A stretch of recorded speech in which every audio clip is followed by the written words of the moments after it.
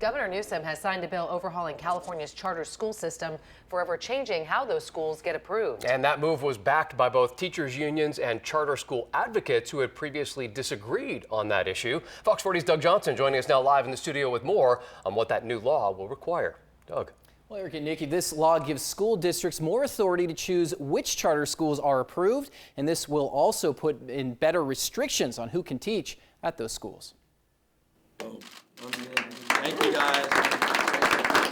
With the stroke of a pen, Governor Gavin Newsom has changed how charter schools can operate in California.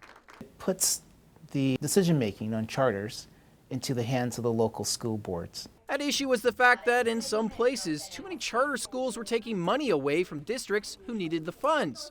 Before, anyone could create a charter as long as certain basic requirements are met. But now, a district's school board has more authority to deny a charter school's application. That's going to be looked upon, the fiscal impact, to make sure that's not going to harm our children, and that the districts can make that decision. Toby Boyd is a teacher and president of the California Teachers Association.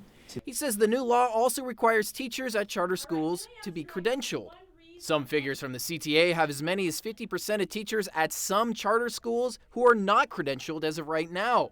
And some of those may not have even had a background check done. It was a concern because we feel that all teachers should be credentialed just like our public schools. And if they're not, then we don't know who's being taught by what. In the past, some have claimed the bill would disadvantage poor minority children whose parents took them out of poor-performing public schools. Earlier this year, the bill even sparked dueling marches through the streets of Sacramento.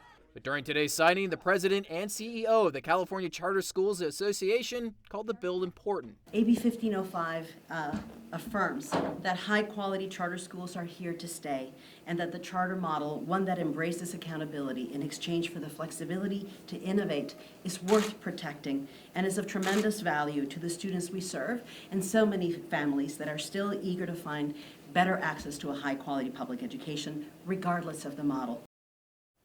Now, the law does require school districts to shut down charter schools that do not meet performance standards. In our studio tonight, Doug Johnson, Fox 40 News. Doug, thank you.